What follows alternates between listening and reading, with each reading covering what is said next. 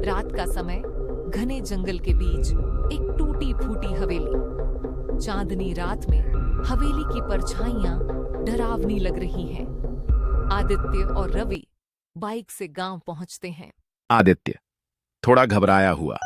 भाई, ये जगह कुछ अजीब लग रही है। तुझे यकीन है कि हम सही जगह पर आए हैं? रवि मुस्कुराते हुए, डरने की कोई बात नहीं आदित्य भाई, ये गांव पुराना है लेकिन यहाँ के लोग बहुत अच्छे हैं। हाँ, एक चीज ध्यान रखना, रात में हवेली की तरफ मत जाना। आदित्य हैरानी से, क्यों? वहां क्या है? रवि धीमे स्वर में, वो छुड़ैल रहती है वहां। जिसने भी उसकी शांति भंग की वो कभी लौट कर नहीं आया। आदित्य हंसने लगता है, उसे भूत प्रेतों पर यकीन नहीं। आदित्य जिज्ञासावश उस हवेली की तरफ चला जाता है। वहां चारों तरफ घना अंधेरा है। हवेली के अंदर से किसी के सुबकने की आवाज आती है। आदित्य आवाज की दिशा में चलते हुए, कौन है वहां? अचानक एक ठंडी हवा चलती है और आदित्य को ऐसा महसूस होता है कि कोई उसके पीछे खड़ा है। वह मुड़कर देखता है।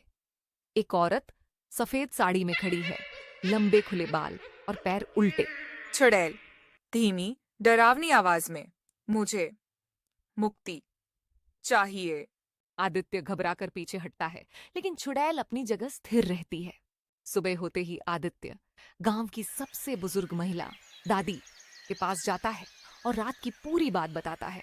दादी, बेटा, वो आत्मा यहाँ बरसों से भटक रही है। उसकी आखिरी इच्छा पूरी नहीं हुई थी, इसीलिए वो मुक्त नहीं हो पा रही।